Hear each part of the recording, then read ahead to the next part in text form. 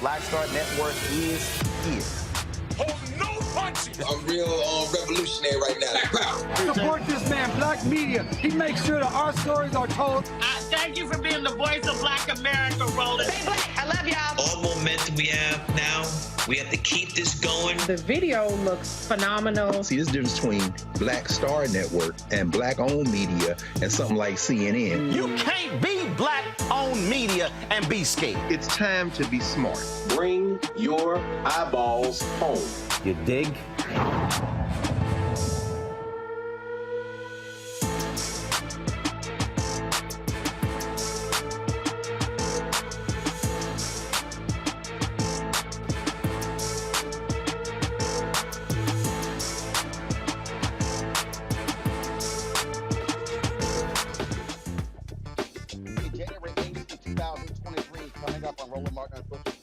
Streaming live on the Black Star Network. Voting patterns. Significant drop in Black turnout, Latino turnout in Florida, North Carolina, Wisconsin. What are Democrats going to do to reach these voters in 2024? Tom Bonnier joins us on the show. Oh, Lord, the white nationalists at Fox News are really upset with Congresswoman Sheila Jackson Lee because she actually wants to brand white supremacists as being hate crime folks. Why is Tucker Carlson upset with her? The Congresswoman will join us on Roland Martin Unfiltered. Also, Wes Moore today became the third African-American inaugurated as the first African-American elected as a governor in the country. We'll show you Oprah's introduction and play all of his speech as the 63rd governor of Maryland. Also, Dr. Rowe, part 2 of our conversation with her about eating healthy in 2023. And fitness guru Donna Richardson Joyner also joins us to talk about a new you in 2023. Folks, it's time to bring the funk. I'm Roland Martin Unfiltered, the Black Star Network. Let's go. He's got it. Whatever the miss, he's on it. Whatever it is, he's got the scoop, the fact, the find. And when it breaks, he's right on time and it's rolling. Best believe he's knowing. Putting it down from sports to news to politics. With entertainment just for kicks, he's rolling.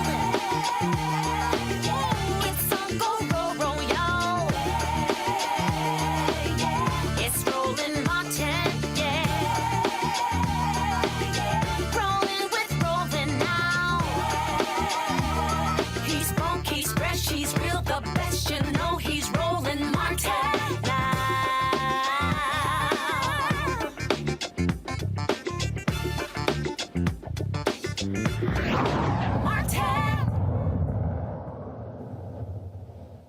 I told you there was significant Republican enthusiasm in a number of places in 2022 when it came to the election.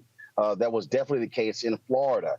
You had a significant number of Republicans who voted there. But the reason why Republicans crushed Democrats in Florida was because you had a tremendous drop-off of Democrats who voted in the Sunshine State. When you look at voting data that took place in North Carolina, took place in Wisconsin, you saw the exact same thing. What is going on? Tom Bonnier is the CEO of Target Smart. You follow him on Twitter. He's always talking about these voting numbers and these trends. Tom, glad to have you on Roland Martin Unfiltered. Let's first start with Florida. And that is the Democratic Party is in total disarray in that state. Manny Diaz has resigned as head of the Florida Democratic Party. He's complained about money not being put into that place. But the reality is you just simply have no plan. You have no focus whatsoever. And Democrats just stayed the hell home in 2022. Yeah, that's right. I mean, we are looking at the data now in terms of, the election, obviously, from last November. A lot of people had theories about what happened and why. And what we're doing is looking at the actual vote history of who voted. We can look at actual turnout. We've got that for about 15 states now. You mentioned some of the key ones, including Florida, North Carolina, some other key states. And the pictures that is emerging is exactly as you said. We look at voters of color having lower turnout, significantly lower turnout in these states where Democrats did well. When we think about the states like Michigan and Pennsylvania, it was a different picture. But where Democrats lost in Florida, Democrats obviously lost by a huge margin. Democratic turnout was frankly just awful. And, I think about this from a messaging perspective because before the election, as we all remember, there was a lot of talk in the media and frankly from Democratic strategists saying, well, maybe Democrats are losing in these states because we're not talking about the economy enough, because we're not talking about crime enough, we're not talking about inflation enough.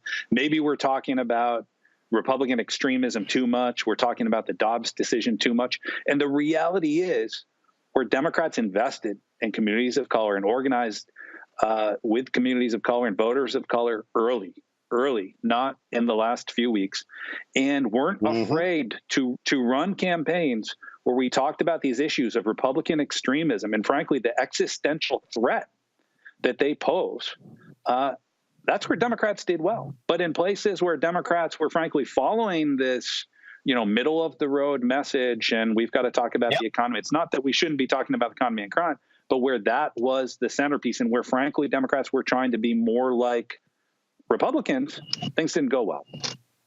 Here's the thing, and I can tell you point blank, when you talk about being early, we reached out to the Democratic Senate Campaign Committee. We reached out to the DCCC, Democratic Governors Association. I mean, obviously, my audience is African American. It's a natural constituency for Black people are number one and number two, Black women and Black men who vote Democrat. And pretty much we hit them in March. No response. Finally got a meeting, a couple of meetings in July. Sent a proposal, no response. I did not receive any DCCC political advertising until the last week of the campaign. DCCC, it wasn't until October. DSC. And the other thing is this here. You look at Mandela Barnes in Wisconsin. What did they do? They major drop off in Milwaukee.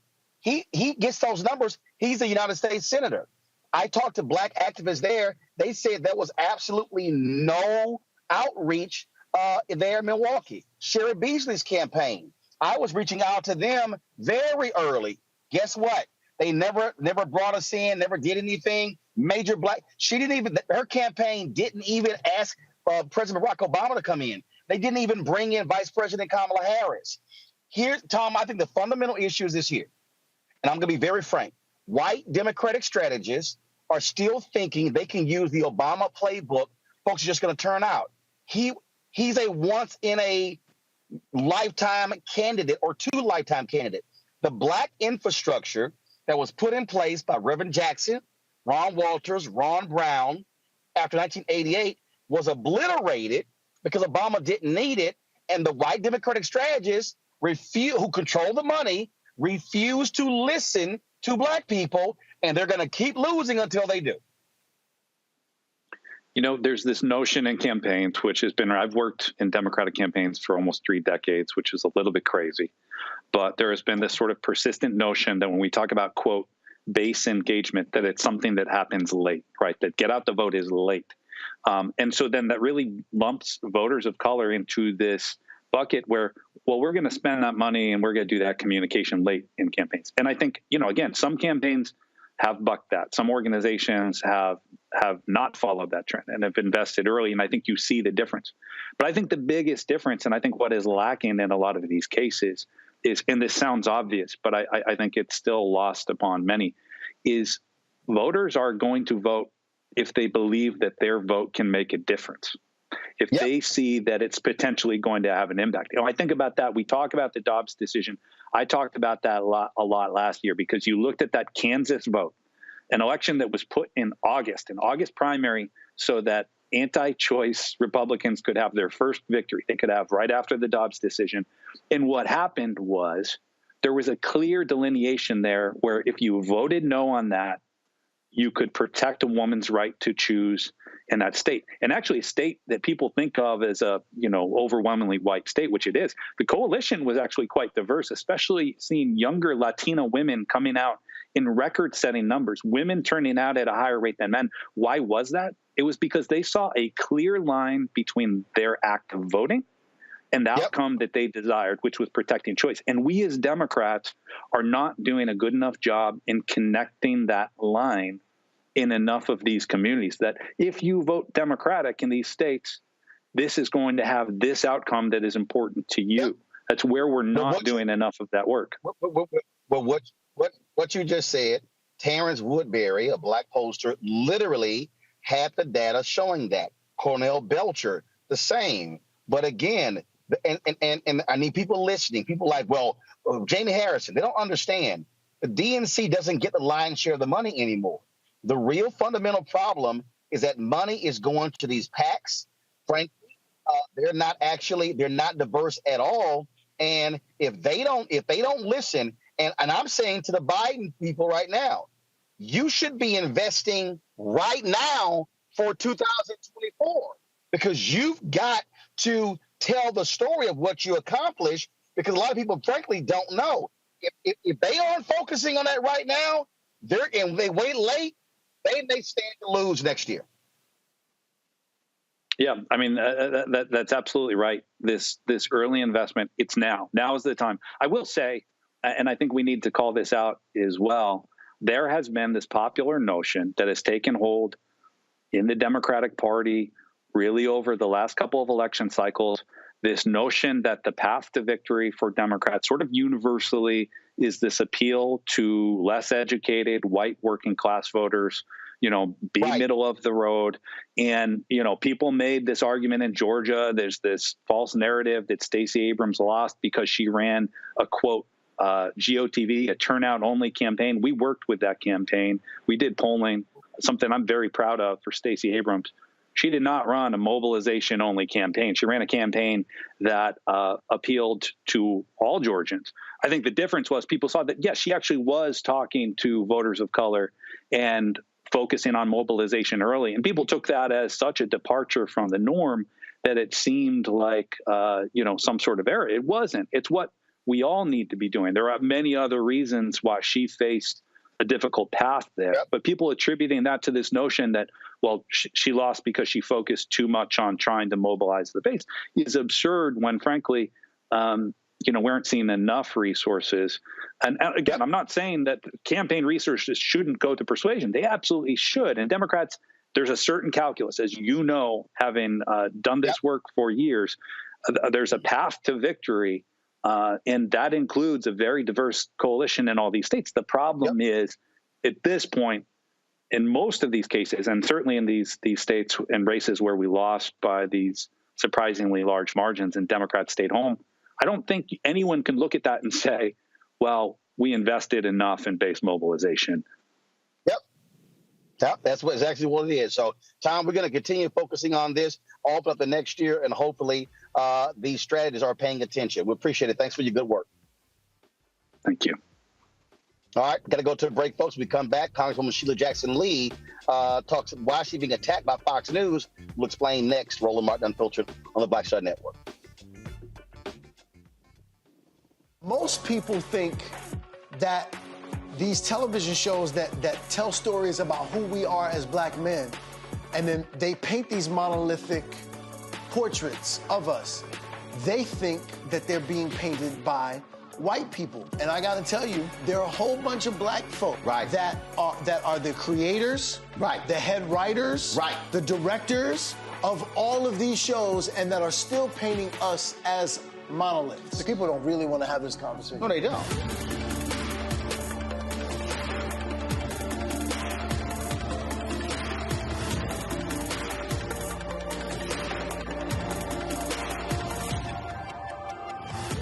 Next on the Black Table with me, Greg Carr.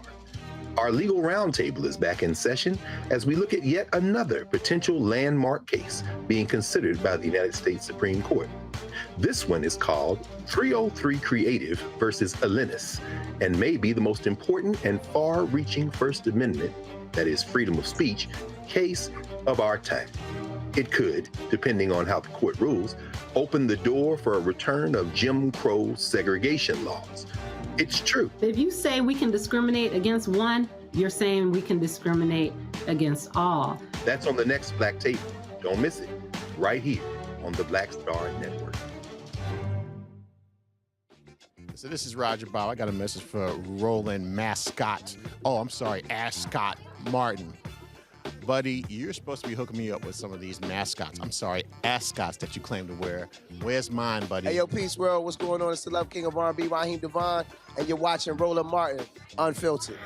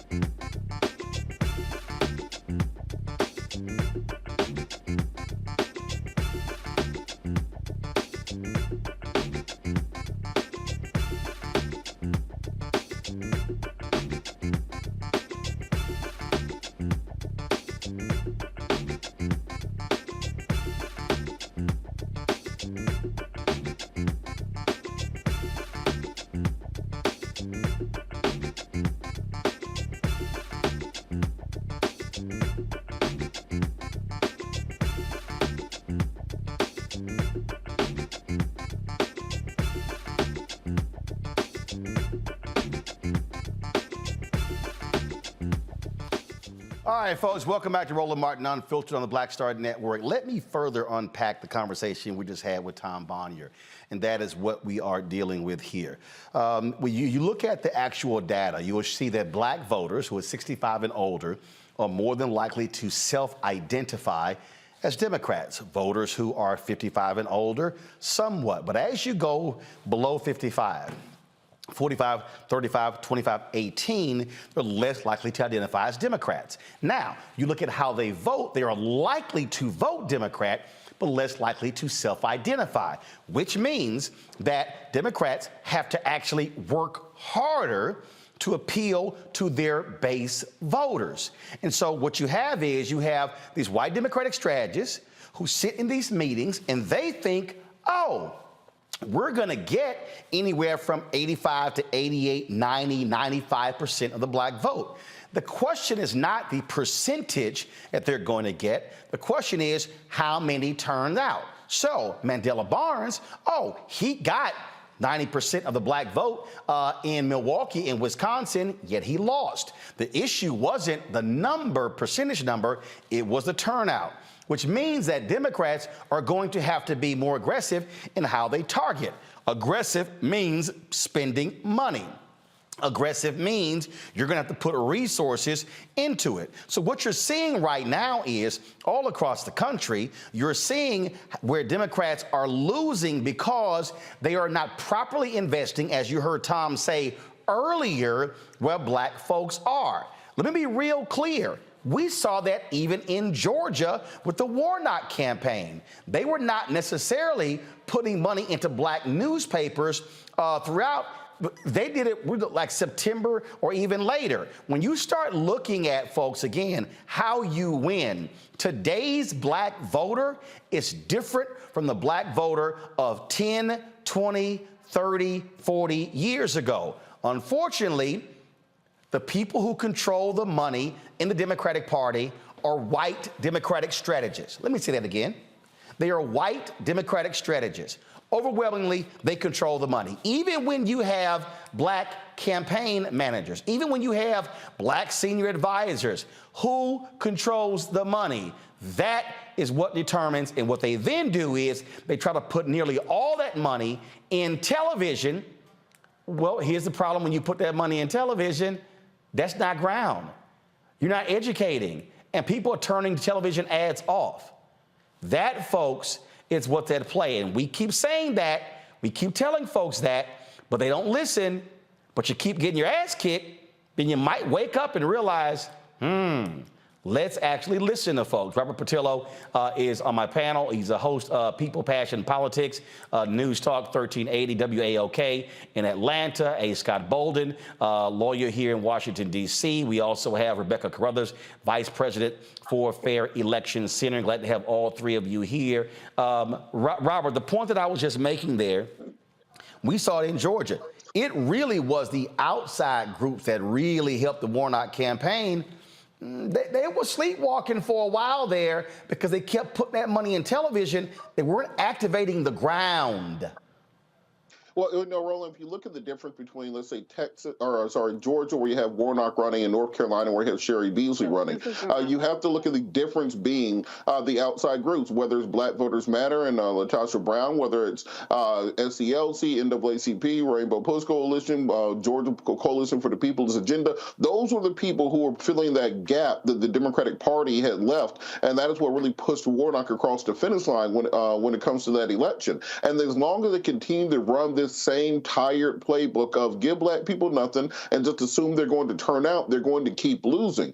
You also cannot ignore the policy side of the situation. The Democrats were able to push through a $1.7 trillion infrastructure bill. They were able to push through a skinny Build Back Better bill. But when it comes to things such as voting rights that they promised black voters, they got nothing. When it came to criminal justice reform, where you have the Freedom Summer 2020, where people were pushing for that across the country, they got nothing. When it comes to even a vote on the study commission for reparations, you get nothing. So it's very difficult to motivate young people, in particular, and African-American males, to turn out when you look at all the things you said you're going to do for them, and then you did none of them, and then you're not investing in their communities, and you're not putting the street money out there to get them activated. What exactly did you think was going to happen? Well, but here's the deal, though, Rebecca. There were a number of things that they did, but if people don't know what you did and you don't explain what you did, then they're not going to know that. And you're not going to get that across, frankly, in a 30-second commercial. This is where what needed to happen. There need to be a lot more town halls, direct engagements, activating black-owned media, going into those communities. That was part of the issue. Also, black radio. Again, what these white Democratic strategists do is they take the money, put it on television. Why? That's how they get paid. And so that's the deal there. You have to explain to people what you did. They ain't gonna read a 3-page White House fact sheet. No, there are 3 phases of campaigning. There's identification, there's persuasion, and there's turnout, AKA GOTV, get out the vote. So with identification, you're actually going through all of your likely voters, those who are likely to vote, and you're identifying, are they going to vote Democrat or are they going to vote Republican? And then you have persuasion, where you get those undecideds and you start to persuade them on your candidate, and then you turn out folks. The issue is black voters tend to be put into the turnout or the GOTV bucket. Instead, just like you mentioned, when we know that there are a lot of black folks, especially under the age of 55, who no longer identify with the Democratic Party, that means that during the initial phase of campaigning, the identification, these campaigns need to go into black communities and identify who these voters are. And second, it's not just identifying their political affiliation or their political leaning, but when you get to persuasion, you have to persuade them to actually turn out and vote. And that's something that's not happening. Instead, it's just a shortcut that Democrats have been playing for the last 30, 40 years of let's wait until the last few weeks of the campaign, let's dole out walking around or street money, and let's use that to actually turn out black folks to vote. And that simply does not work anymore. And it's tired, and it's an old play. It really is still operating by an old playbook. And there are people, Scott, who are like, okay, you're blaming Obama. No, what I'm saying is the strategy that Obama had, nobody else can replicate. Kamala Harris couldn't do it. Cory Booker couldn't do it, because even black folks was like, yeah, that ain't gonna work for us a second time. He did not need a targeted black plan. He had one, but he didn't need it. But his was sort of nominal. And so that political infrastructure I keep talking about, that Reverend Jackson, Ron Brown, the late Dr. Ron Walters put in place, that was obliterated when Obama comes in, and these white strategists in the Democratic Party, they still keep thinking, we can keep using that playbook. Nah, you can't parachute him in and think he just gonna have people turn out. It's not gonna work. How ironic that the first black president, that their administration, their campaign, killed off the ground game put together by Reverend Jesse Jackson. And Jesse Jackson and those who came before him, including Ron Walters, enabled Barack Obama to be Barack Obama and become the first black president. But politics is all local politics. Marion Barry here in D.C. used to say, how many votes you got coming out of Ward 5? And if you couldn't tell him, he knew that your ground game wasn't sharp. Because when he campaigned, he counted every vote, every yes, every maybe, and gave a card, and the card came back to him. He could tell you how many votes he was getting out of Ward 5 every campaign he ran. The other thing I want to say is, it's interesting you bring up Ron Brown, because the one thing you said that people may have missed was that with Jamie Harrison, all of the Democratic PAC money doesn't come to the DNC. Ron Brown, if you talk to his son, and I know you have, he's been on the program with us, one thing that Ron did in '88 or whatever years he was head of the DNC he brought all that money to the DNC table. And he could decide how it was spent and who he was going to spend it with. Well, now remember, the DNC in 1988 is totally different because Citizens United. So that's totally changed the deal. Here's the deal. Hold tight 1 second. I got to go to a break. I want to pick up with this when we come back. And then, of course, we're going to show you Oprah's introduction of Wes Moore today at his inauguration. We'll play his whole speech as well. Here from the UNCF, talk to Congresswoman Sheila Jackson-Lee. We also have Dr. Rowe, as well as Donald Richardson on the show as well. Jam-packed show, lots for you folks. We'll be right back. Roland Martin Unfiltered on the Black Star Network. You too, folks, hit the like button. Y'all know you ain't nobody else giving you this kind of content anywhere else in America. Back in a moment. Hatred on the streets, a horrific scene, a white nationalist rally that descended into deadly violence. White people are losing their damn minds. As an angry pro-Trump mob storms the U.S. Capitol, we've seen shooting. We're about to see the rise of what I call white minority resistance. We have seen white folks in this country who simply cannot tolerate black folks voting. I think what we're seeing is the inevitable result of violent denial. This is part of American history. Every time that people of color have made progress, whether real or symbolic, there has been what Carol Anderson at Emory University calls white rage as a backlash. This is the rise of the Proud Boys and the Boogaloo Boys. America, there's going to be more of this. Here's all the Proud Boys, guys. This country is getting increasingly racist in its behaviors and its attitudes because of the fear of white people. The fear that they're taking our jobs, they're taking our resources, they're taking our women. This is white fear.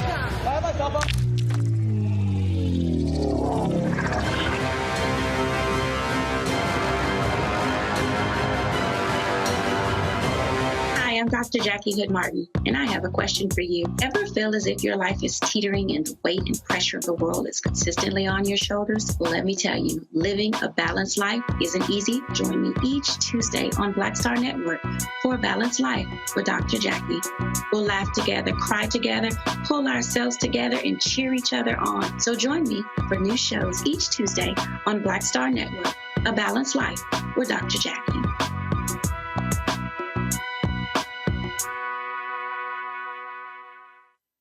Carl Payne pretended to be Roland Martin. Holla! Hi, I'm Chaley Rose, and you're watching Roland Martin Unfiltered.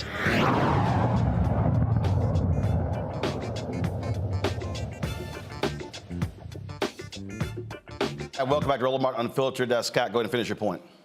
Yeah, well, I got Citizens United, but the DNC and Jamie Harris, whoever's going to lead it, needs to figure out how to do something similar to that to control more of these dollars. But the bottom line is the Democrats really don't care about black voters. They want the black vote. They know we got nowhere else to go. And until we vote and take our vote somewhere else, it's going to continue to happen because they're not dumb. They listen to this show. They listen to other shows. They know exactly what they're doing, and they're just unwilling to change it. They're in love with bringing white folks back to the party. Well, I disagree. There are people. There are some who do care, Rebecca. Again, what has to happen is, and I'm a firm believer in this, you have to have CBC members, other black politicians, putting maximum pressure on all the levers. And what I'm talking about is not just the DNC. I'm saying DNC, DCCC, DSCC, Democratic Governors Association, Priorities PAC, Emily's List, environmental groups, all of those groups.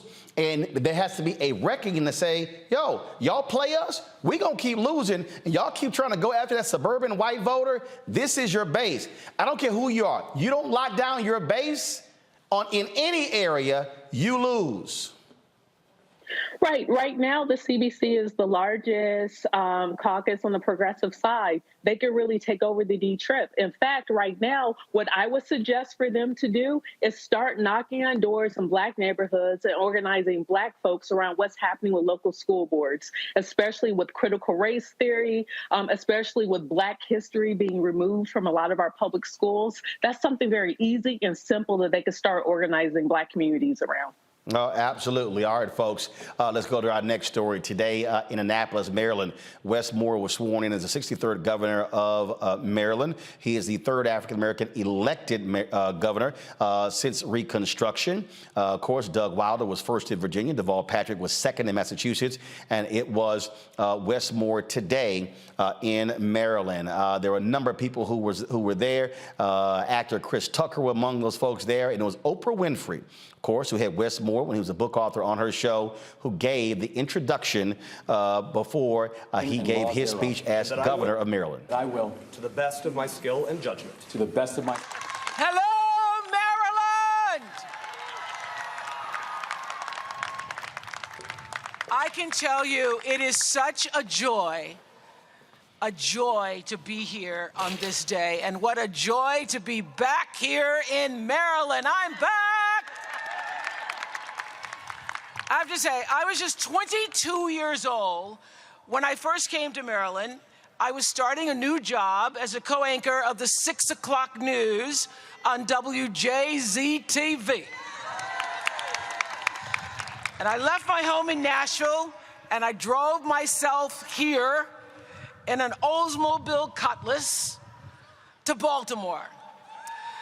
I moved into the third floor at 10109 Windstream Drive, Columbia, Maryland, which at the time was considered this new model city. I was so excited, living away from home for the first time, from my family for the very first time. And as I walked around the city of Baltimore that first week, I saw the strangest thing. Their promo campaign was my face on billboards, and my face on the backs of buses. My face advertising the 6 o'clock news with Jerry Turner. Remember Jerry Turner? And a question on the billboards and the buses said, "What is an Oprah?" Honestly, I didn't really know the answer to that myself. When I moved to Maryland, I had no idea really who I was or what an Oprah was. But I will tell you something, Maryland is where I figured it out. The 8 years that I lived here were some of the most significant years of my life. I grew up here. From a young, naive girl, I truly had corn growing behind my ears. I was truly green behind the ears, and grew into a woman becoming more and more of myself from every challenge and every experience. I found community here at Bethel AME Church every Sunday. I found the freedom to perform and feed my creative spirit. I found my professional calling sitting alongside Richard Scher for the show People Are Talking. And though it wasn't the job that I moved here to do, it was the job that sparked my desire to use television to tell stories that would impact people's lives. And I found some of the closest friends of my life here, Maria Shriver and my BFF, Gail King. But most important, in Maryland, I found myself. This state is something special. It's a place where so many others have done and will do exactly what I did. Plant the seeds of their wildest dreams and watch those seeds grow into reality. Maryland is full to the brim with opportunity. It was back then, it is now. And I know that with Wes Moore as your governor, Maryland's best days lie ahead. So let me tell you a little bit about the Wes Moore that I know, the Wes that I'm proud to be standing here with today. Well, I met Wes for the first time in 2010 when I interviewed him about his best-selling book. Y'all read the book, right? Everybody's gonna want to read the book now. I was so impressed even then by his integrity and his wisdom. He was wise beyond his years. He knew who he was, and he had a vision for who he intended to be and how he wanted to serve. Though I have to say, I was delightfully surprised when he called me last year, on January 6th, as a matter of fact, to tell me that he wanted to serve as governor. And I said, you want to run for governor in this political climate where everybody is so polarized, where there's such vitriol? Look at what's happening right now as we speak, because as he was telling me, I could see the CNN screen behind him, and that's the first I knew of the invasion of the Capitol. So then I turned it on. I go, look at what's happening. You want to run in this climate? And he said, exactly. Exactly. So I said, go for it, and I'll be here if you need me. I always walk away from a conversation with Wes Moore with a new perspective, with new ideas, with a new way of seeing things, a new burst of positive energy. That's what you do for people. And about 5 years ago, Wes and our now First Lady of Maryland, Dawn Moore, had come to my house for dinner, and we had a conversation that stayed with me. I still think about that conversation. We were talking about, as we often do at the table, how to live with purpose and meaning, and how to continue that into your later years, and how to know that you are spending your precious days in a way that you'll be able to look back with pride and have absolutely never any regret. And I remember, Wes, you said to me, because I had just recently ended the show, and you said, your job title, talk show host, will change. Your titles change throughout your life, you said, but your occupation will also change. But your work, you said, will always be consistent. Wes has had quite a few titles in his life. Author, Army Captain, CEO, and now Governor.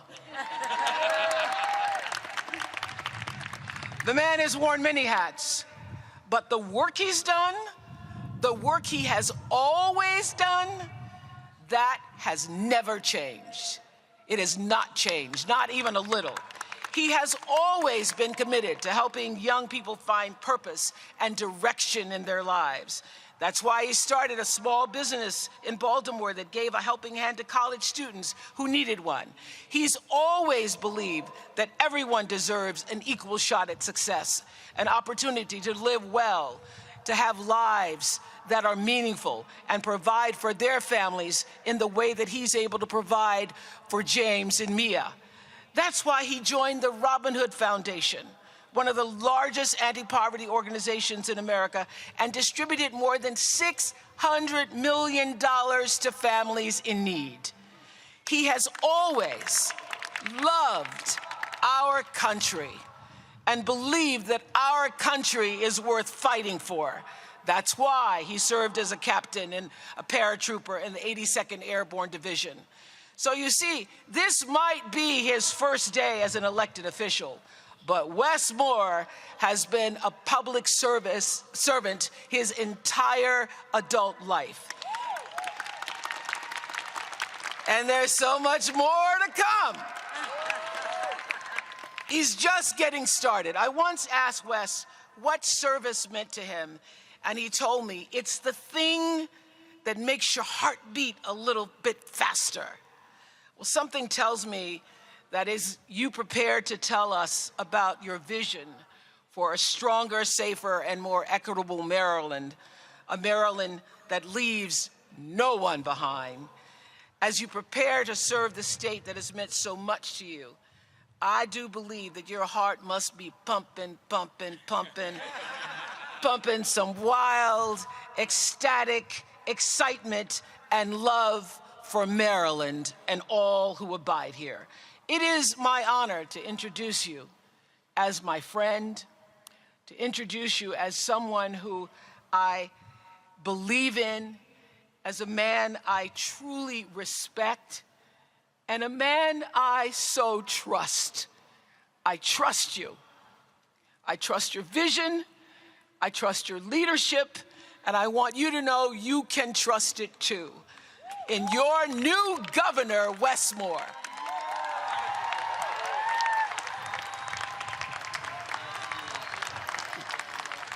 All right, folks, when we come back, we'll hear from Governor Wes Moore, his speech today in Maryland, right here on Roland Martin Unfiltered on the Black Star Network. Download the Black Star Network app, Apple phone, Apple TV, Android TV, Roku, Amazon Fire TV, Xbox One, Samsung Smart TV. Also, don't forget, folks, we now are available on Amazon News. That's right, we on Amazon News. And so if you actually pull up the Amazon Fire Stick, you can actually watch us on Amazon News. You can tell Alexa, Black Star Network. You can actually hear the audio from the show as well. And so our 24-hour streaming channel is now live on Amazon News via the Amazon Fire Stick. We'll be right back on Roland Martin Unfiltered on the Black Star Network. That's right. You got to be. When you talk about blackness and what happens in black culture, we're about covering these things that matter to us, speaking to our issues and concerns. This is a genuine people-powered movement. There's a lot of stuff that we're not getting. You get it, and you spread the word. We wish to plead our own cause. Too long have others spoken for us. We cannot tell our own story if we can't pay for it. This is about covering us. Invest in black-owned media. Your dollars matter. We don't have to keep asking them to cover our stuff. So please support us in what we do, folks. We want to hit 2,000 people, $50 this month, raise $100,000. We're behind $100,000, so we want to hit that. Your money makes this possible. Checks and money orders go to P.O. Box 57196, Washington, D.C. 20037-0196. The Cash App is $RM Unfiltered. PayPal is R Martin Unfiltered. Venmo is RM Unfiltered. Zelle is Roland at RolandSMartin.com.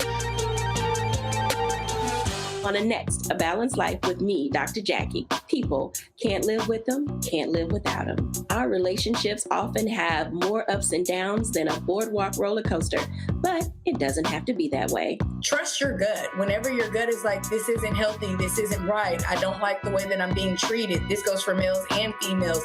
Trust your gut, and then whenever that gut feeling comes, have a conversation. Knowing how to grow or when to go. A step-by-step guide on a next, A Balanced Life on Black Star Network.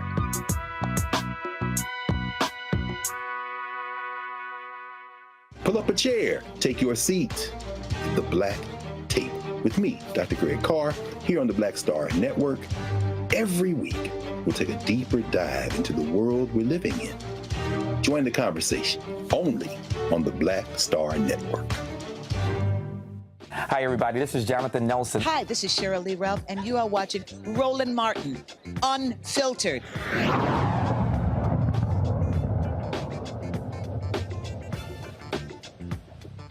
We carried it live today. Here is Wes Moore's speech as the new governor of the state of Maryland. Hello, Maryland! To Governor Hogan, we are grateful and thankful for the kindness that you and your team have shown throughout this entire transition period. Thank you for 8 years of great service to a state that we both love.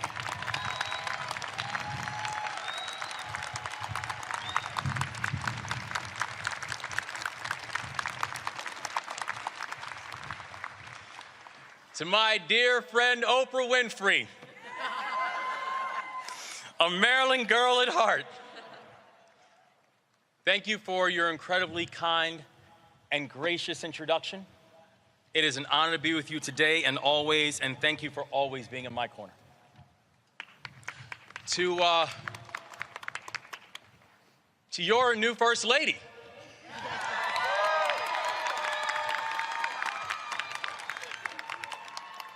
my amazing wife, Dawn, and to the new first babies, me and James. You are my heart. You are my soul. You're my everything.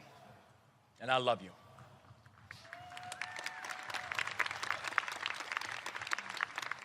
As we stand here today, looking out over Lawyers Mall, and you can see right there the memorial to Justice Thurgood Marshall. It's impossible not to think about our past and our path.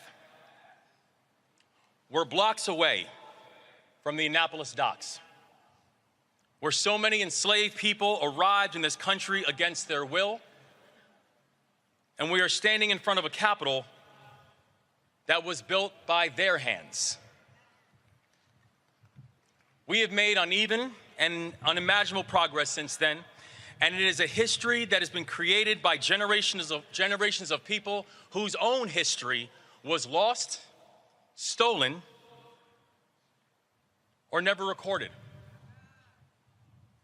But one thing we know is that right now we are standing here in our history, in our shared history, in our collective history, made by people who over the past 2 centuries, regardless of their origin story to this state, fought and built a state and a country that works for everybody. And there are 2 people who are here today who embody that spirit, who are sitting right here next to me, 2 extraordinary women named Hema and Joy.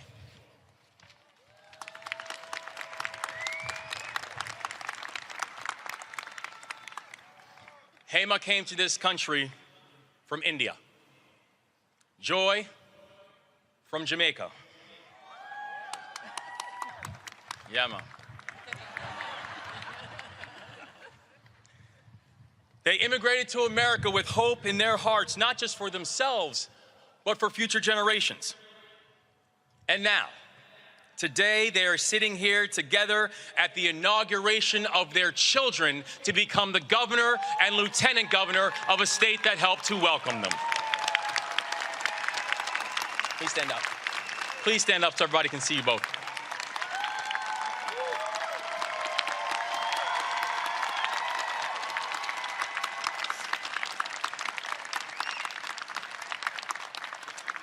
To Aruna's mom, Hema, and to my mom, Joy, you epitomize everything special about this state. And you are proof that in the state of Maryland, anything is possible. Now, yes, Aruna and my portraits are going to look a little bit different from the ones that we've always seen in the Capitol. But that's not the point. This journey has never been about making history. It's about marching forward. Today is not an indictment of the past. Today is a celebration of our collective future.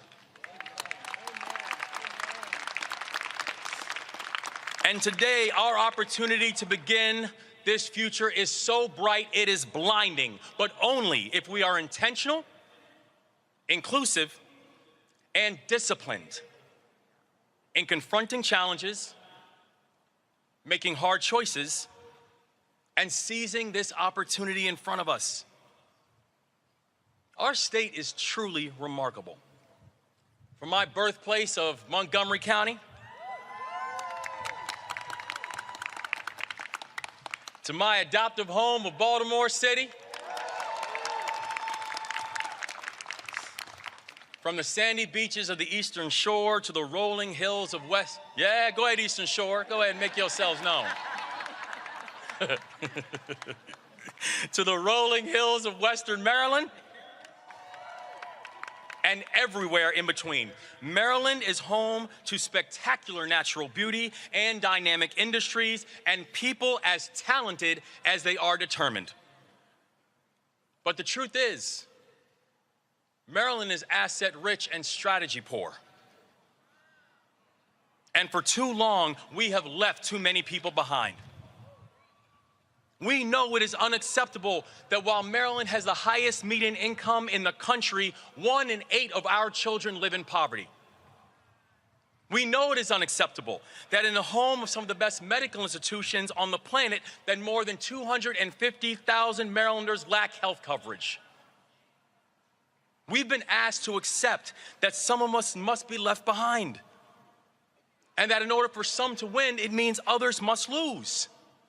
And not only that, we've come to expect that the people who have lost will keep losing. We must refuse to accept that.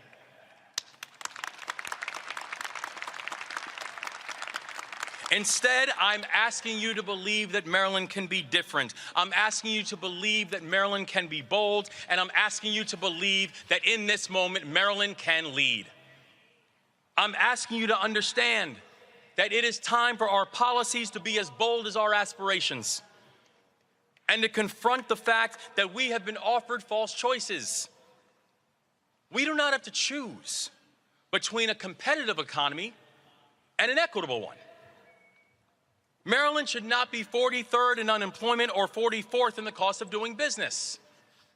We should not tolerate an 8-to-1 racial wealth gap, not because it only hurts certain groups, but because it prevents all of us from reaching our full potential. We can attract and retain top industries like aerospace, like clean energy, like cybersecurity, and raise the minimum wage to $15 to help folks feed their families.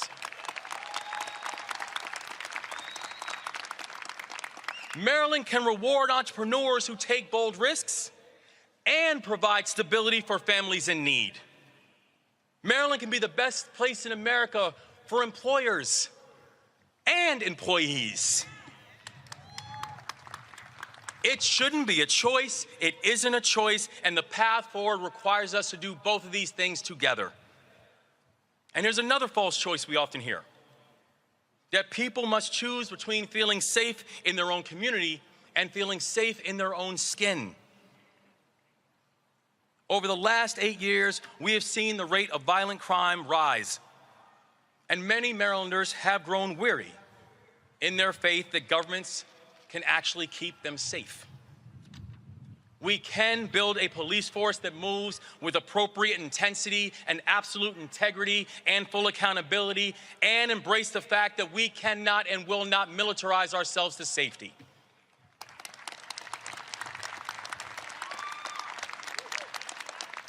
We can and we will support our first responders who risk everything to protect us, and change the inexcusable fact that Maryland incarcerates more black boys than any other state in this country. We will work with communities from West Baltimore to Westminster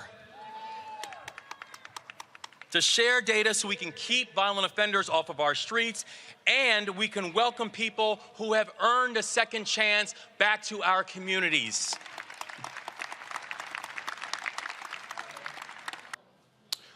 All right, folks. Scott, I'll start with you. Heck of a day for that man of Alpha Phi Alpha. No, I thought he was a Kappa. You sure? He sounds like a Kappa. No, he's but in any event, he's an Alpha. He sounds like Obama too. He sounds like Obama too. No. He sounds like Wes Moore 1. Yeah, okay, but he sounds like Obama as well, not 2. But here's the deal. He's got a ton of goodwill. He's got a multi-billion-dollar surplus, and he's talking about the redistribution of wealth to raise everyone from the bottom. All ships rise. His first year is when he's got to get it done and to demonstrate his ability to lead. Remember, he's never been in the government. When you talk about the redistribution of wealth, you're going to hit some barriers, but given his goodwill and his leadership skill set, if it works in government, then he'll have a record to run on for president in 4 years or 8 years. That's what this is really about. Well, here's the deal. I dare say, Rebecca, don't start thinking about the presidency. Focus on being a good governor first. I really hope that he takes the page. I hope he takes the page. Stop talking. Rebecca's turn. Rebecca, go ahead. Nice to see you again, Scott.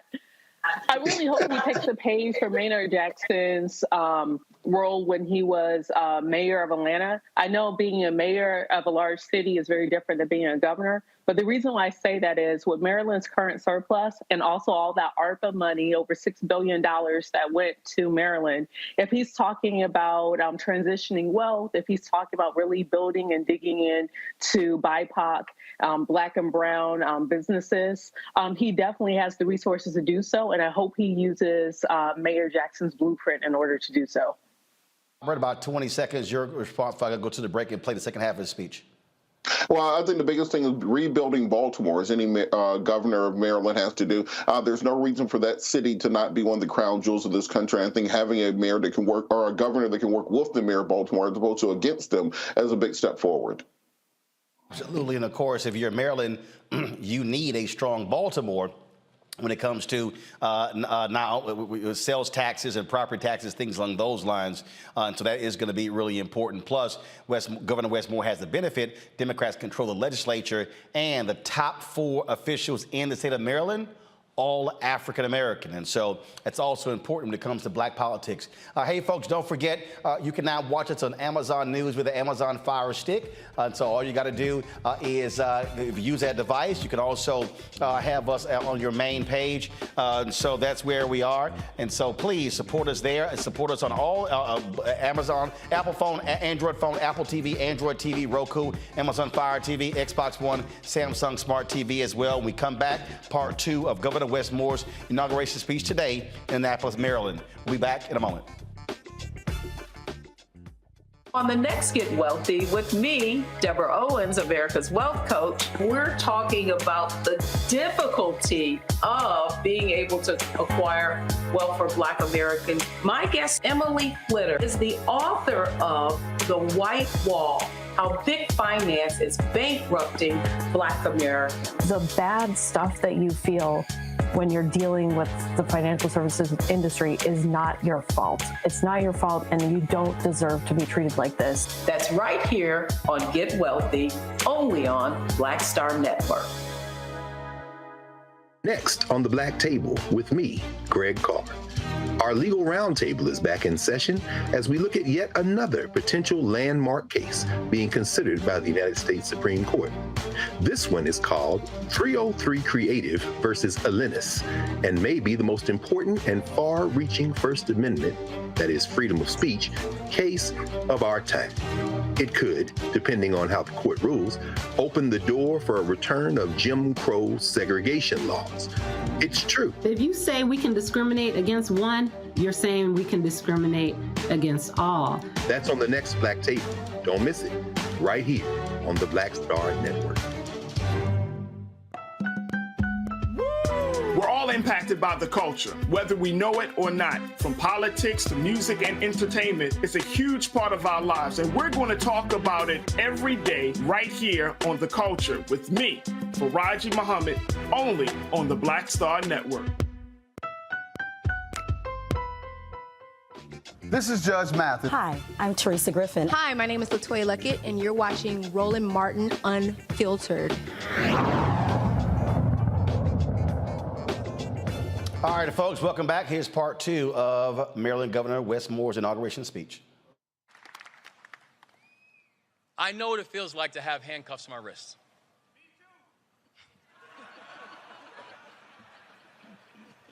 We're not alone. I felt that when I was 11 years old.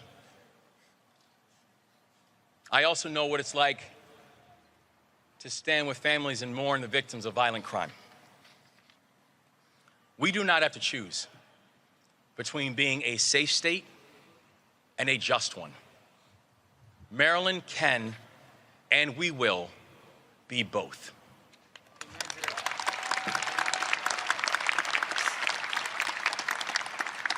We're often told that climate change is a problem for the future, or something that you only have to worry about if you live in farmlands or in a flood zone. But climate change is an existential threat, and it is happening now in our communities. And so confronting climate change represents another chance for Maryland to lead. We can and we will be a leader in wind technology, in grid electrification, and in clean transit.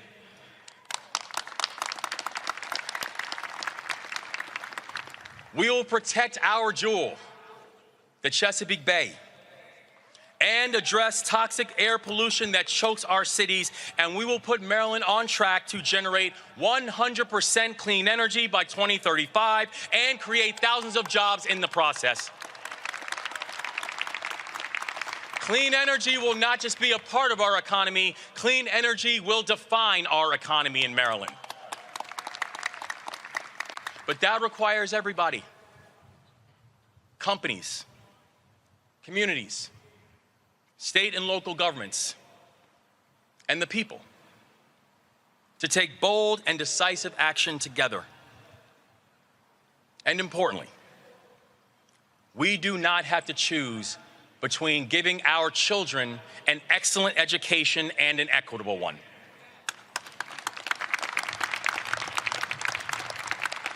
We will ensure that every single one of our students and every single one of our children knows that this state loves and needs them, and we will create policies that can help them thrive. We will invest in our special education students, our English language learners, our LGBTQIA students, students experiencing homelessness, and every single child who needs a little extra help.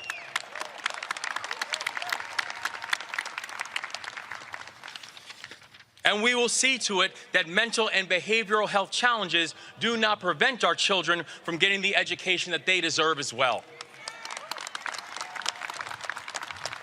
And while Maryland is home to some of the best and some of the greatest institutions of higher education in this country, something we should be very, very proud of, we must end this myth that young people must attend one of them in order to be successful.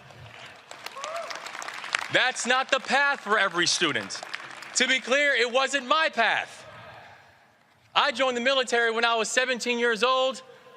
I went to a 2-year college, and I think things worked out pretty well.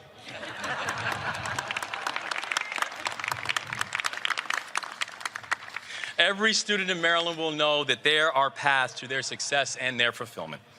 And those paths begin with high quality and highly inclusive schools from pre-K to 12th grade. Now, my own journey started in military school, where I learned one of my core values: service. I went on to lead soldiers in Afghanistan, and my years of service transformed me. My character was strengthened, my vistas were widened, and my leadership was tested. I want every young Marylander of every background and from every community to have the opportunity to serve our state. That's why we will offer a service year option for all high school graduates.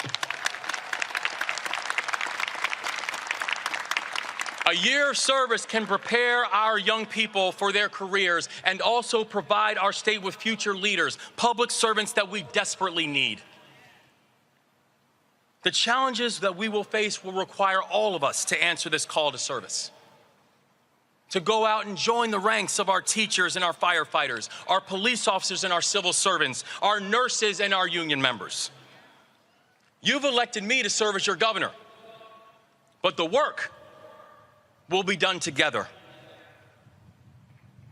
Now, fair warning, there are going to be skeptics and people who say that we cannot rise above the toxic partisanship that we see too often in today's politics, where people care more about where the idea came from than is it a good idea? Those are the same voices that told me at the beginning of this campaign, you don't understand how politics works.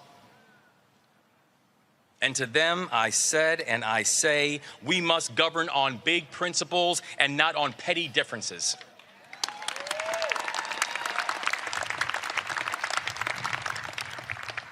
That we must govern in a way that addresses the needs of all of our families and not worrying about what a political ideology asks us to believe and asks us to do. That we must govern in a way that we will never forget who it is that we're fighting for and what it is that we're supposed to be fighting for. We know that in this moment we have a chance, we have an opportunity, and we have a unique place and space to do something special. And when people say, well, how do you know that you can do this, or how do you know that you can execute upon this in this time of divisiveness, in this time of political vitriol, my answer is this: it's the only way that I've ever led. You know what question I never once asked my soldiers when I was leading soldiers in Afghanistan? What's your political party? It didn't matter. We had one job, one goal, and one mission. My job was to unify our unit and go out and accomplish that mission, and it's the same job and responsibility that we have right now. If we are divided, we can't win. But if we are united, we can't lose.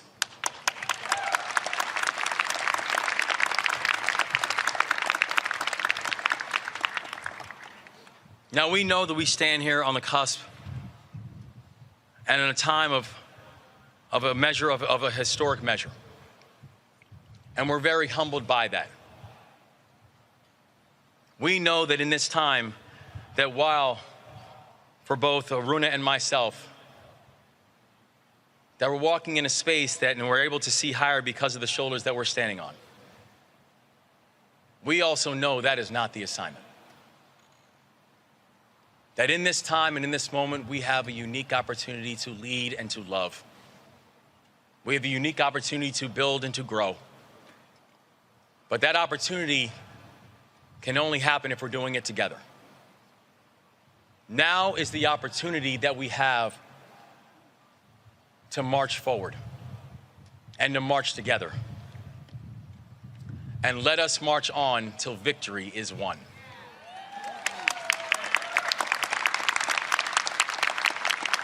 Today is not the victory. Today is the opportunity. It is our opportunity to lead with love. It is our opportunity to create with compassion. It's our opportunity to fight fearlessly for our future. Maryland, our time is right now.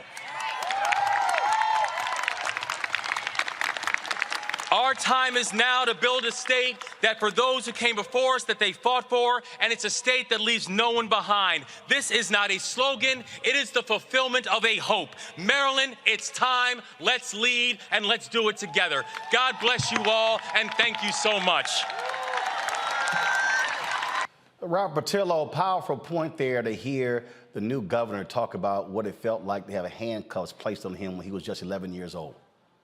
Yeah, absolutely. And I think the point that he's making about this false dichotomy that's been created in the national discussion, that you can either have safe communities or you can have police reform, that's a very important point that has to be made, because often we hear conservatives say, well, they want to defund the police. They want crime to run rampant. No, people want safe communities regardless of the color of their skin. But at the same time, they don't want to have to fear the criminals and also fear law enforcement. And therefore, I think that having a governor who understands that need for balance, that need for programs, particularly when he was talking about educational programs that can help bring more youth into the working environment without requiring 4 years of college, finding other ways for people to serve, finding other ways for people to prosper in the state. I think it's a very important, very powerful speech. And I'm hoping that he finds the allies needed in Annapolis to bring these policies into fruition, because the state of Maryland needs this type of unity because of the diversity of the state, because of the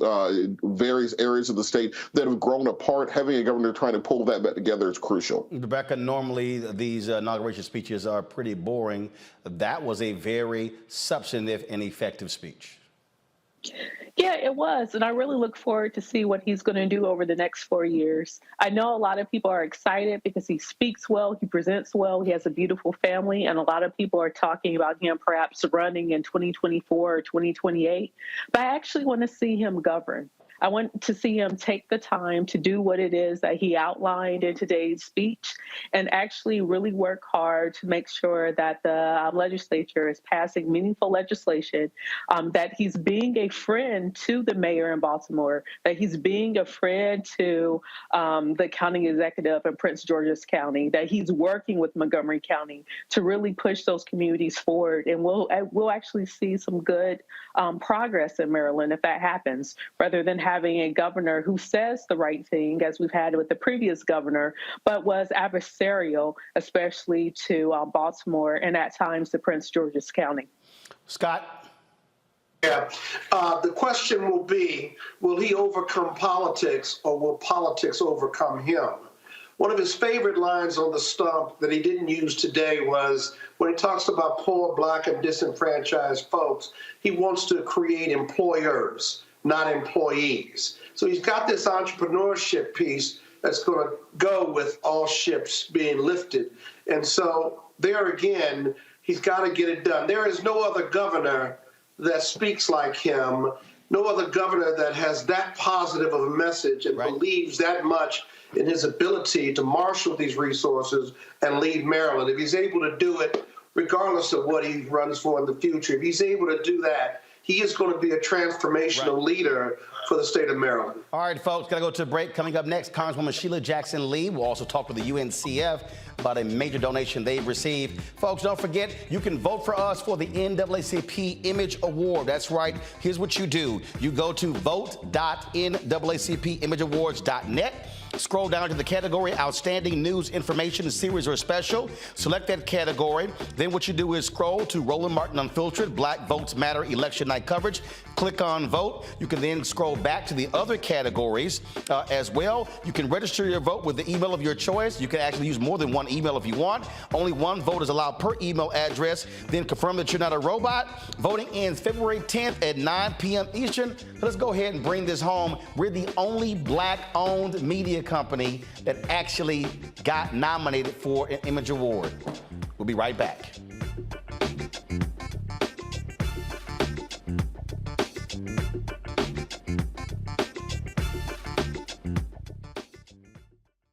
On the next, A Balanced Life with me, Dr. Jackie. People can't live with them, can't live without them. Our relationships often have more ups and downs than a boardwalk roller coaster, but it doesn't have to be that way. Trust your gut. Whenever your gut is like, this isn't healthy, this isn't right, I don't like the way that I'm being treated. This goes for males and females.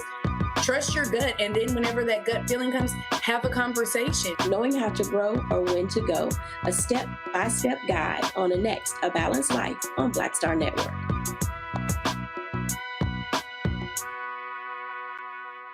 Most people think that these television shows that tell stories about who we are as Black men, and then they paint these monolithic portraits of us. They think that they're being painted by white people. And I gotta tell you, there are a whole bunch of Black folk that are the creators, the head writers, the directors of all of these shows, and that are still painting us as monoliths. The people don't really want to have this conversation. No, they don't.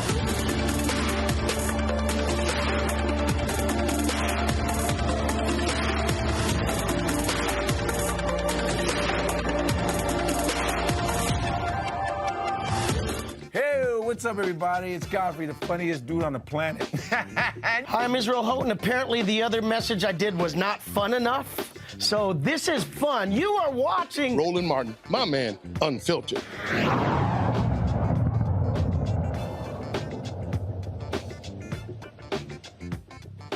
All right, folks, the white nationalists at Fox News never like it when you got to confront racism in this country. Tucker Carlson is really upset at Texas Congresswoman Sheila Jackson Lee because she don't like white supremacy. Listen to this fool. Now, Lee has, quote, served in Congress for nearly 30 years, but it's hard to think of a single thing she has ever done to improve the lives of the people who elected her. She doesn't seem interested. Instead, Sheila Jackson Lee has devoted her entire political career, indeed her entire life, to a single cause, shrieking about white racism. That's what Sheila Jackson Lee does for a living. Here's a selection. Institutional racism and systemic racism taints and spoils the way that America treats, All right, one so here's the whole instance, deal. I don't African waste to Tucker Carlson. I just want to give y'all a flavor of what he's complaining about. First of all, I find it hilarious that Tucker will suggest that Congresswoman Sheila Jackson Lee hasn't done anything for her district in 30 years. I don't think Tucker's even ever been to her district. But again, when you're talking to a bunch of ignorant people on the Fox News who don't do any research whatsoever, they believe anything that he says. And so why is he upset with her? Well, Congresswoman Sheila Jackson Lee joins us right now. Glad to have you on the show. So, Congresswoman, you got little Tucker upset. Not only Tucker, but also Lauren Boebert, who started it first late Sunday night. And I provided her with a very detailed education on her misrepresentation and untruth. I introduced, Roland, H.R. 61, which I will stand by. I have worked extensively on hate crime, anti-hate crime legislation from the time that James Barrett was decapitated in Texas. Maybe Tucker needs to know the history of this state and the history of African Americans who have been subjected to hangings and brutalities. But I introduced the bill that would add white supremacy to the list of race, ethnicity, and religion as elements of hate crimes. Evidenced by Director Wray of the FBI, who said white supremacy is the largest portion of domestic terrorism.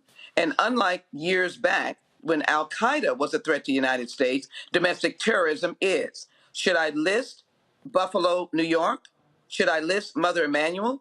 Should I list the Walmart massacre of Mexican Americans? All motivated in many instances by replacement theory and white supremacy. So Lauren Boebert took it on, that's the congresswoman, and I gave her a treatise that she did not read the bill. It has nothing to do with speech. It has nothing to do with white people not speaking. In fact, I told Lauren Boebert, if she wants to be a white supremacist, be my guest. If she wants to speak about it, be my guest. But when that kind of speech, motivation relates to and results in a crime of hatred and violence, it is a violation and should be a violation of the federal hate crimes law. Now, I am incensed that Tucker Carlson would say all of my life. Well, all of my life I've been Black and I've been a woman.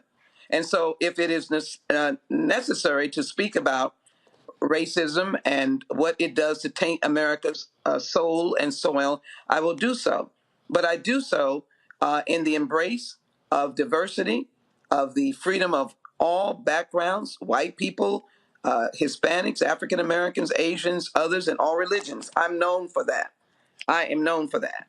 And I take issue with his wrong interpretation. The thing that Tucker also conveniently left out is that after the Buffalo massacre of those Black folks at the grocery store, it was you had Congressman Jamal Bowman who pushed forth a resolution dealing with the issue of white supremacy in that shooting. A significant number of Republicans voted against it. And so what we have to understand is that, so Tucker clearly is speaking to his audience. They align with white nationalism and in many cases white supremacy because they do not want folk like you and Congressman Bowman and others calling out white supremacy. They hate it. You are absolutely right. And my bill, and I supported Congressman Bowman, we worked together, my bill will be a law where it will be a criminal offense for white-motivated white supremacy generating into violence, violent extremism, and the loss of life. He added another insult by suggesting that I did a bloodline, if I will. If I'm correct on that terminology, it was used against Jews for many, many years. And I am stunned that he would now bring that terminology out when my understanding is that my Jewish friends are absolutely appalled at that kind of terminology and accusation against them. So he's taken upon himself to attack everyone in the most vicious untruth that you could imagine. I do want him to answer the question. How does he explain the killing of 10 Black people in Buffalo? How does he explain the killing of worshipers in Mother Emanuel Church? How does he explain an individual from way north Texas, driving hundreds of miles to shoot Mexican Americans in a Walmart store? How does he explain that? And is he willing to accept that as what America is? I'm not willing to accept it. It is actual hate. It's a hate crime, just as in Charlottesville where they said the Jews will not replace us. Absolute racism and a part of white supremacy. So I'm just wondering where Tucker gets his, his backbone to even criticize and not understand the legislation, and the same thing with the Congresswoman who indicate that's all Democrats do. I don't want to give you a long litany of what I've done for the 18th Congressional District, but let me just say that I enjoy the opportunity to serve my constituents, and whenever they need me, I am there for them. So I'm curious, Congresswoman, has Tucker invited you to his show, or has your staff reached out to him to say, since you got so much to say, why don't you invite the Congresswoman on to have this issue discussed? We have, in fact, been in discussions. And I told my staff, if he is serious, we'll have a conversation. If he is not, I will not go on to be a whipping boy for Tucker Carlson. I can take him on, but I don't have the controls of being cut off on the other end. And I refuse to be cut off on behalf of my constituents. So we are in. Well, look, I'll say this here. If you go on, it needs to be on set, not by satellite, as opposed to you talking to a camera, not be able to see the monitor, even if it's tape. And again, it needs to be had because here's the deal. Look, Tucker Carlson, first of all, he's scared as hell of me. I mean, you know, he's invited a whole bunch of folk who I have on my show. Oh, he's absolutely scared to death of having me on, but that's also Fox News. They don't want to have people with a different perspective because they don't want somebody bringing real facts and embarrassing their clueless and nonsensical show host. Roland, I encourage Tucker Carlson to get courageous and invite you. And I want to personally thank you for being one of the first shows that I'm given an opportunity to be able to share about what H.R. 61 really means and how it has generated the ire of people who really don't read, and you've just characterized, simply don't want the truth. It would be nice if they wanted the truth. I encourage them to invite Roland on for many things that you would have to offer them about the truth. I wish to offer the truth, and you've given me good counsel that in order to be able to control the camera and not be cut off, it would be in person. So those discussions are ongoing. We heard from them, but again, the parameters have to be discussed. But the point is, I just want the truth to be out. The truth is that white supremacy is dangerous, and it is part of the violent extremism that plagued us since January 6th. It plagued us with the voices of the former president, and it's plaguing us now. Does anyone understand why a individual who lost by 50 points would be shooting up the homes of Democratic election officials? This is violent extremism, and America has to collectively stand up against it. As a black woman, I am not going to allow Tucker Carlson to get the best of my message, my truth, and who I represent. And so I'm grateful that I was able to come on, explain what this bill meant, and to say that Tucker Carlson is wrong. And I'm sure I'll have the opportunity to say that further. Well, this is precisely why black-owned media matters, being able to have platforms that we own and control. And also, I appreciate you for fighting on our behalf for advertising dollars as well, because we've been too often left out of the mix. And so we're going to continue that fight, because when we have our own platforms, we have an ability to speak back and counter the nonsense that we hear from Fox News and other platforms. Thank you so very much. And you are absolutely right. But I just pay tribute to the truth-telling that you do on a regular basis every day. Thank you again. I encourage everyone to pull H.R. 61, the Laws Act. It is an amendment of the hate crimes law, and it makes it a crime for white supremacy motivated, let me be clear, white supremacy motivated violence. That's all it does. Not speech, but violence. Gotcha. Congresswoman Sheila Jackson-Lee, thanks a lot. Thank you. Have a good evening. Indeed. Scott Bolden, these are the kind of games that you see Fox News. They will lie, they will distort, they will say things to the audience to get them riled up because they are pressing the buttons of white fear, which is exactly why I wrote my book. That is the basis of the network and the basis of the evening opinion-making shows. This bill in and of itself, as the Congresswoman just said, if you're not going to be a white racist or white supremacist engaged in violence, then you probably, and you don't support that, then you ought to vote for that bill. It's just that simple. We passed a hate crime bill. And so, it gets tricky for her to go on and debate Tucker Carlson because they control so much of the camera, even if you're on set, quite frankly. But I think it would be refreshing for a truth teller like the Congresswoman to go on and have a fair debate with him. It would be even better for you to have a fair debate with him. Oh, they don't want none of this. They may not, but they... Now, you know they don't. Because they're not interested in that, because that's not their audience, and the whole balance and truth issue isn't what they're selling. They are selling to a core constituent of white Republican conservatives. No, they talking in white conservatives. Rebecca, real quick, go. business model for his show requires white grievance and white fear. That's the only way his show works. That's the only way his show is able to sell ads. But that said, the biggest problem that Tucker has is the accountability piece that Congresswoman Jackson Lee has placed in her bill, to actually have accountability of not when you have white supremacy and hate speech, but when you actually have violence, when you actually have actions that is tied back to that speech. And that's what Tucker's problem is. He has a problem with the critical race theory, talking about white supremacy and calling things out because of that accountability piece. Even what he went on further to say, to talk about what has happened in South Africa since the ending of apartheid. Well, one of the big things that's happened in South Africa since the ending of apartheid is the lack of accountability for those who led on apartheid, those who benefit during apartheid. Yeah, but those will be called facts, and Tucker doesn't like facts, nor does Fox News like holding them accountable as well. Got to go to a break. We come back, we'll talk with the UNCF about a huge donation they have received. Folks, we're talking about white fear. Don't forget to get a copy of my book, White Fear, How the Browning of America is Making White Folks Lose Their Minds, available on all platforms, including you can download it on Audible. Don't forget, I'll be in St. Louis on Saturday for our White Fear tour with the St. Louis Area Urban League with Michael McMillan and rapper activist Tev Poe. Look forward to that conversation at 3 p.m. If you want to attend, it's free, but send us a RSVP. info@RolandSMartin.com. I'll be right back.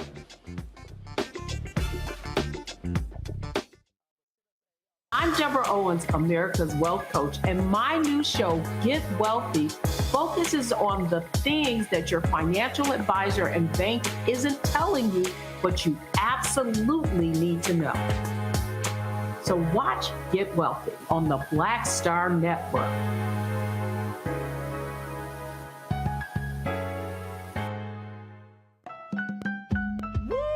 We're all impacted by the culture, whether we know it or not. From politics to music and entertainment, it's a huge part of our lives, and we're going to talk about it every day right here on The Culture with me, Faraji Muhammad, only on the Black Star Network.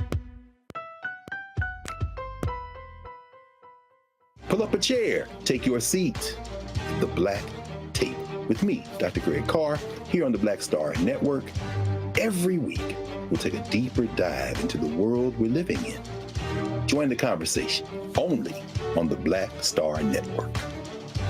Black Star Network is here. Oh, no punch! I'm real revolutionary right now. Thank you for being the voice of Black America. All momentum we have now, we have to keep this going. The video looks phenomenal. See, there's a difference between Black Star Network and Black-owned media and something like CNN. You can't be Black-owned media and be scared. It's time to be smart. Bring your eyeballs home. You dig? Hey, I'm Deion Cole from Blackest. What's up? I'm Lance Gross, and you're watching Roland Martin Unfiltered.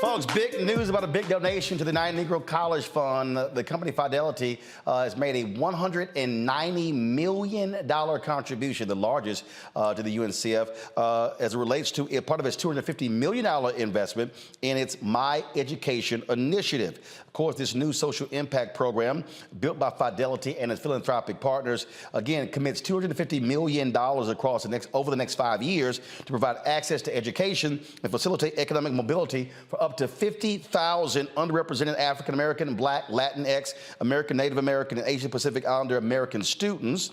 Joining us right now regarding this is Dr. Michael Lomax. He is the president and CEO of the UNCF. Pamela Everhart, she's the head of Regional Public Affairs and Community Relations at Fidelity Investments. Glad to have all of you. Michael, how did this come about? Well, you got to ask Pam. It came about because a wonderful company, Fidelity, wanted to do something great, and that is to help Black and brown college students in the communities where they have financial centers in 11 states around the country, and they did some homework, and they figured out who does scholarships in a innovative and holistic way, and they came knocking at the UNCF doors, and the UNCF doors opened, and we have developed a great program that meets the bill that Pam Everhart and her team at Fidelity want to meet for the communities where they work. So, Pamela, about that, how did those conversations begin and it result in this major contribution? Well, thank you, Roland, for inviting me to be on the show. I'll just start off by saying that Fidelity has focused on underserved communities for years. This is not anything new for us, but we wanted an intentional focus on education. Education is about who we are. It's a part of our culture. It's built into our fabric. And as Dr. Lomax mentioned, we started to do some research around education. And what we found is that Black students graduate from four-year colleges only at a 21% rate within a four-year period.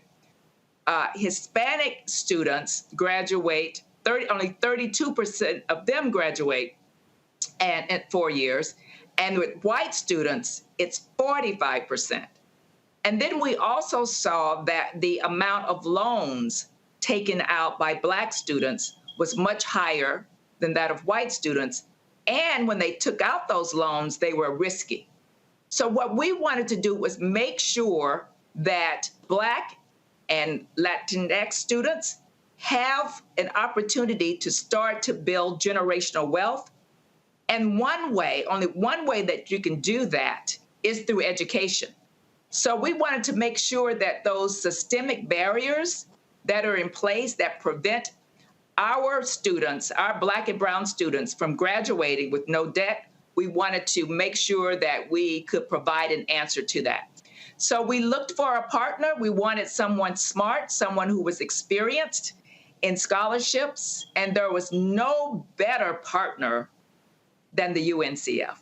To that particular point, there are a lot of people who are highly critical of the graduation rates, specifically at HBCUs. I remember when the Parent Plus loan was changed under the Obama administration. There were a number of times when Obama made some comments about that to the CBC and some other groups, and there were folks like us who hit back at him on that by saying, look, you're sitting here saying these folks can't graduate their students, when the fact of the matter is a significant number of Black students, if you look at when they go to a Morehouse or places like that, they can be there for the freshman and the sophomore year, but the money runs out by the third year. There's some people, they drop out, they got to go work, come back to make money. And so the reality is Black students do not necessarily, a significant number of them, don't have those resources to stay 4 or 5 consecutive years. And that's why sometimes it takes 6, 7 years. And so this obviously is going to make a huge difference. You know, I'd like to just, oh, go ahead, Pam, but. I was going to say absolutely, and the research that we dug into justified that, Roland. So I wanted to make sure that finances would not be the issue to cause them not to graduate. But we know it takes more than money. Money is just not enough, right? So you have money, but then what this program does is provide wraparound services. So we're going to provide mentoring services, college coaching services, mental health services.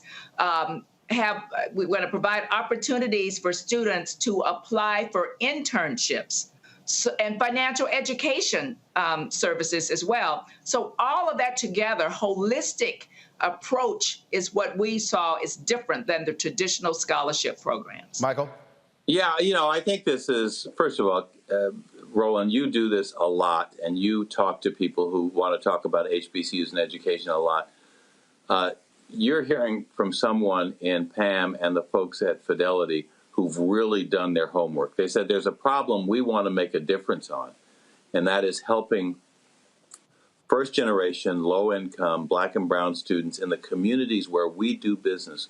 We want to help them flourish in getting a good education that will open up new careers and good jobs for them and also enable them to build wealth. And they ask the question, what are the obstacles that get in the way? And as Pam has said, yes, money gets in the way. money is necessary, but it's not sufficient to address the issue of persistence through graduation, because life gets in the way of our students, and they haven't had the opportunities to prepare for education in ways that will enable them to navigate the complex world of going to college. And that's what Fidelity is really addressing. They're taking a 360-degree view of the student. They're saying, yes, there's a financial issue that these students have, but they have other supports that they need, and we want to figure out with our partner, the United Negro College Fund, that knows scholarships and knows students and knows this journey, how we support those students so that they can be more efficient and more effective in making that journey. And then as the things that we learn, we want to share with our country. We want to share with other corporations. So if they want to do scholarship programs, they're going to do best-in-class scholarships the way Fidelity is doing them. So when does it start? How do people actually apply? Well, they go to the website at UNCF, and they'll get information. Now, we have been moving very rapidly on this, and we will start receiving applications in another 30 to 60 days. So we're not ready for it yet. But if you are a high school senior in one of the communities if you're in Dallas-Fort Worth in Texas, if you are in Boston in Massachusetts, if you are in Raleigh-Durham in North Carolina, those 3 cities in those 3 states will be the first of the 11 states that are going to roll out on this every year. And so if you're a student who meets the profile we've been talking about, Pell eligible, and you are in the middle. You're not one of those, you're not making a 4.0 average, but you have a 2.5 or above grade point average. You're going to be eligible to apply to get the resources to get a full college scholarship to attend college in the state in which you are located. So we'll be receiving applications starting in about 30 to 60 days. We're still working on the exact details of that. But this will be for the academic year 23-24 for high school seniors going to college in Texas, in North Carolina, and in Massachusetts who come from Dallas-Fort Worth, Raleigh-Durham, or Boston in those states. I got a little time left. Quick question for my panel. Scott, go. Hey, Doc. A. Scott Bolden here. Thank you to both of you all. As someone who sits on the Board of Trustees for Morehouse College, your alma mater, Dr. Lomax, we know this story far too well. The reality, though, is the HBCUs also don't have the resources to help those students get across the finish line. Yeah. Is any of the $250 million dedicated to assisting any of your member colleges and universities? Or are you partnering with them in any way on this project? Well, as you know, North Carolina has about 15 HBCUs. They'll all be eligible for students to apply from in North Carolina from Raleigh-Durham, and in Texas from Dallas-Fort Worth to attend. They will be eligible to apply for the HBCUs in those communities as well. There'll be 100 scholarships annually in those cities. The other point that I would make is that while the full scholarships will be more limited, and Pam, maybe you want to just say a word about the other supports that, with college completion grants that will be available to a larger cross-section of students in those states as well. Yeah, I was going to say that's another innovative and unique approach that we're taking. So we are going to make available to students through institutions. And so the gentleman that asked the question, would monies go to other schools? Absolutely, through this retention process. So what we will do is make sure that there is money available for students who have, let's say, $1,000 left to pay, or a lab bill that they haven't paid.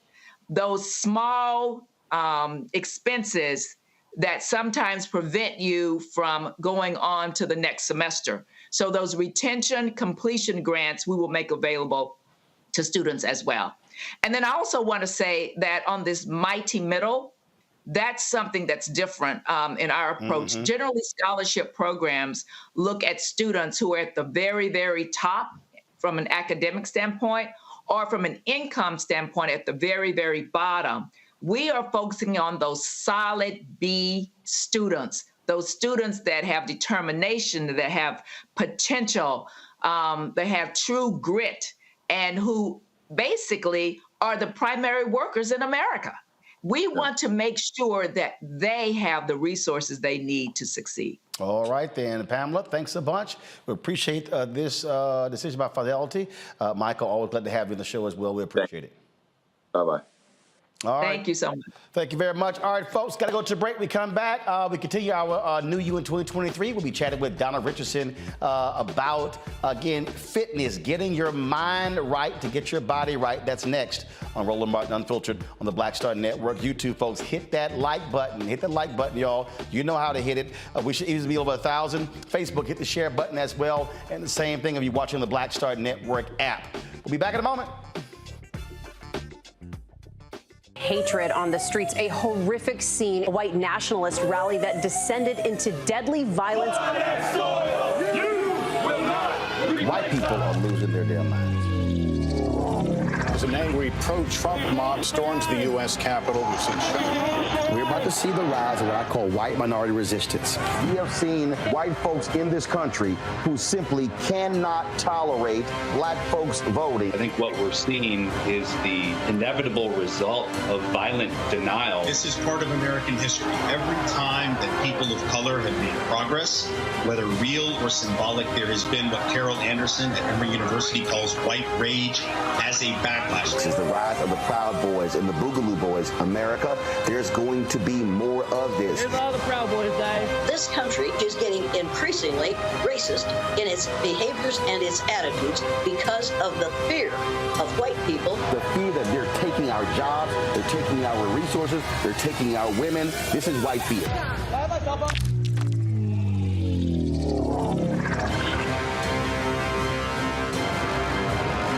The next Get Wealthy with me, Deborah Owens, America's Wealth Coach. We're talking about the difficulty of being able to acquire wealth for Black Americans. My guest, Emily Flitter, is the author of The White Wall: How Big Finance is Bankrupting Black Americans. The bad stuff that you feel when you're dealing with the financial services industry is not your fault. It's not your fault, and you don't deserve to be treated like this. That's right here on Get Wealthy, only on Black Star Network. What's up, y'all? I'm Will Packer. I'm Chrisette Michelle. Hi, I'm Chaley Rose, and you're watching Roland Martin Unfiltered.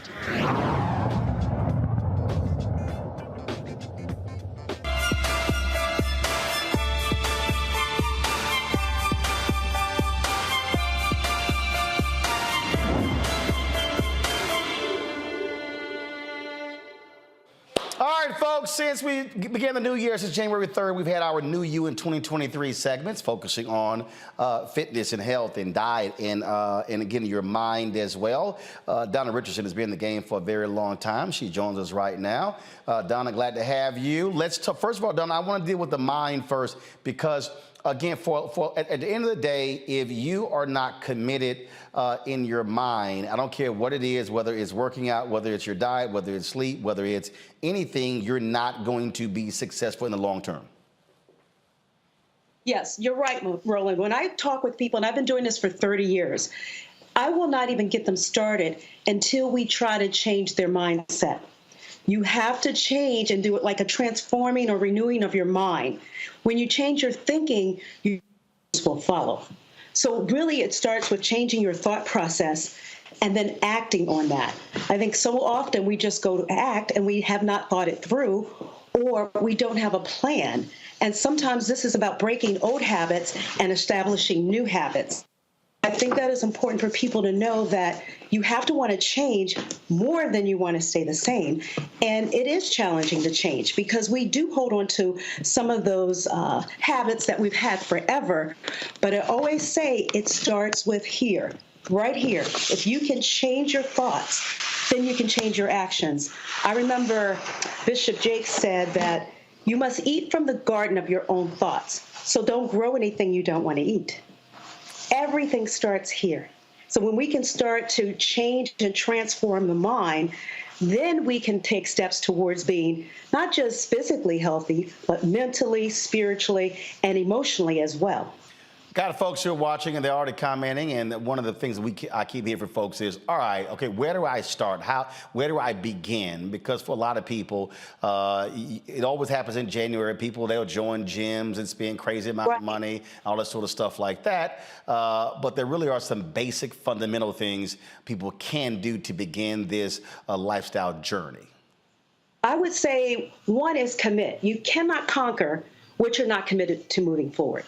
So you have to set the goals and you got to be committed to it. Now, I know that I take this a little deeper than most.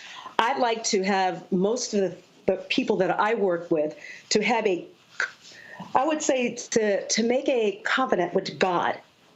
That is where you start, and with yourself, because you can set goals and you can have a plan, strategic plan to accomplish it.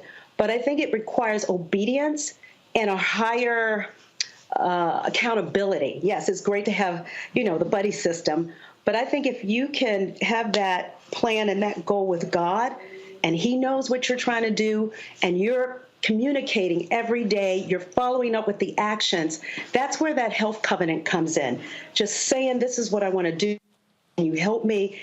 We got to trust in Him with everything else. Why wouldn't we start with trusting in Him with our body, which is our temple of the Holy Spirit? I've got some other questions. So I would first say commit. We talked about change, how you have to change your mindset. Right. But the other part, too, I think is important is that a lot of times we will do things that we know aren't good for us, but learned this habit, we continue to do it. So we have to be willing to say, you know what, even though I've lived this way for a certain period of time, it's time for me to change that. And in order to change, you've got to make some big steps, because it does start with your mind, but then every day you've got to be committed to doing it. It's like any other goal. You have to be persistent. You have to have perseverance, tenacity, courage, and step on faith and do it. I got some other questions, but I want to go to my panel. Rebecca, what you got for Donna? Donna, so I want to talk women and weightlifting. Should we be lifting heavy? Now, that is definitely a good question, and I think it depends on your goal. But as we get more mature, it is important, and when I say mature, older, over 50, 60, I think it's important to continue to do weightlifting, but I don't think it's important for you to do the heavy weightlifting.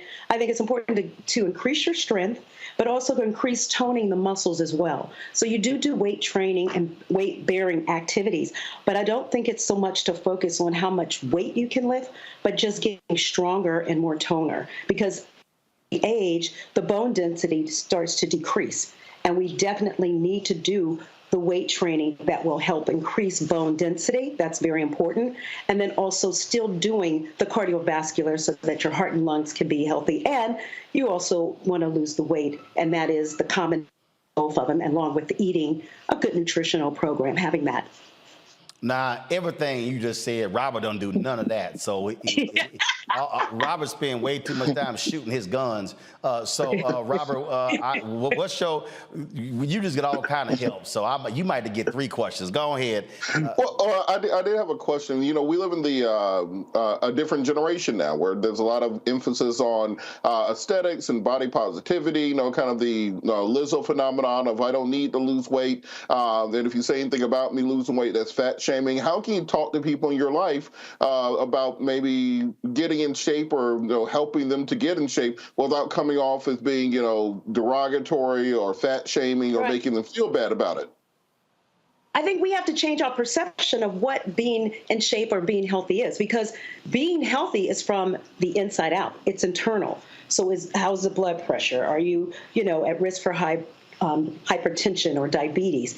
That's all health issues that we need to address. And if you're at the right numbers, you're healthy. But in terms of your shape, your size, your color, culture, it's important to be healthy. And you can be healthy and you be full-figured. I could be skinny and not be healthy. So we're focusing too much on the outside when we have to start with the health component of the inside. And I want to look fit and fine too. But what good is that if I've got high blood pressure and I'm on taking diabetes medication and, I'm on this medication. And so it's like, it's not just about the look. And it goes back to what I said. Are we healthy mentally, emotionally, and spiritually? I've worked with people for a long, long time, and they always would go, I always called it Michelle Obama arms, MOA, right? Everybody wants that. Want to help you get healthier and you look fit and fine on the outside, but you got a nasty attitude and a bad spirit on the inside. So we have to change how we look at what being healthy is about. And being healthy to me internally, it's got to be what I look in the mirror and what I see, and not compare me to others. I am fearfully and wonderfully made. I have to look in that mirror and accept and love who I am. I don't care at 60 if it's drop, droop, spread, and all the other things that happen. I have to love me. And if I'm loving me, I'm going to take better care of me. Next up is P-Knob. That's cool. Oh, yes, Scott. You know, somebody came up to me last week and they. Oh, yeah. Oh, yeah. Oh, yeah. I was waiting to hit you with that one. Yeah. It's P-Naughty. Whatever the hell it is, somebody gave me what your little nickname was in college the other day. And so I was waiting to hit you with it. Go ahead. What's it called? The prettiest snoop on the yard, without a question. I digress. Well, hell, it probably was only 2 or 3 of y'all, so, That was a lot. Yeah. Hey, Donna. I like that. Thank you very much. Your side of spirituality and getting your mind right, there are people out here who say, I just don't have it in me to work out. I want to get on some diet drugs, whether it's Wegovy or some of the other drugs, or I want to have surgery that's going to reduce my weight. But the reality is, even if you do that, you got to get your mind right and how you approach food, your relationship with food, for any of those other mechanisms to work to get you to lose weight. Could you comment on that? Yeah, because a lot of people are, having surgery and taking different things to help to lose weight. But if you're not disciplined, you can start eating way too much, not working out enough, and then all that comes back. And then you're going to have to get surgery again or to take more medication. So really, it is about changing how you want to live your life. And the bottom line is, if you don't have your health, you don't have anything. You can't do anything. So I think it's a personal decision on how you go about it, but do know there are risks when you do some of the things that you talked about. And number 2, if you don't stay being active and eating well, weight will come back. And you'll have to repeat that same process again. And that's what we're talking about. We don't want to break the cycle of bad habits. We want to increase and get new habits established. And it does take work. But here's the thing. You got to be sick and tired of being sick and tired that you want to change. Because you have to want to change more than you want to stay the same. Or you just keep doing what you're doing and you get the same results. You have to love yourself enough to say, I want better for me. I don't want to, have to bend over and breath just tying my shoe up a flight of stairs and I'm exhausted. I can't play with my grandkids. How about when you're trying to get out of that car and the seat is kind of low and it's taking you quite a minute to get up because you got the extra weight and you're tired, you don't have the energy or stamina that you used to have. That impacts your overall daily activities that you do in life.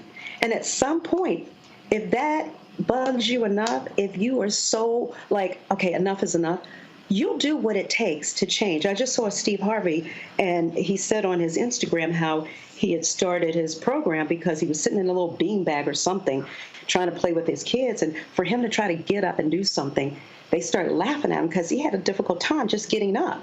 And that's when he knew to be a awakening moment or a reckoning moment that tells you you need to do something different. All right. Donna, how can folks reach you? I am on Instagram at I am Donna Richardson. I'm on Twitter at I am Dynamite. And my Facebook is Donna Richardson.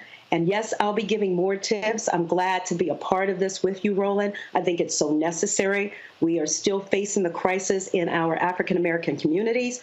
where we're not as healthy, we're getting worse in our health. And if it's not someone like you leading the way and helping them and informing them and educating them, empowering, we're not going to have a new healthy generation that we're passing the baton to. We got to make sure that they're healthy. And you know, everybody's about business, and I'm about business too, but we got to increase generational health. At the same time, we're increasing generational wealth. Indeed. All right, Donna, always a pleasure. I appreciate it. Tell your mama what's up. And I ain't eat your mama's chicken and waffle recipe until after I hit my goal. You got 20 seconds. Go. Okay, Roland, let me just say this. Everybody says you got a cheat day. Don't call it a cheat day. It's a joy day, because when you work that hard, you deserve to eat something that brings you joy. So every day, and you get to do it however it is with your nutritional program, but it's not cheating. No, call it a joy meal, because Robert got a joy month. So don't give him any ideas. No, I said a joy meal. Joy meal. Okay, Robert? I got you. All right, Don, thanks a lot.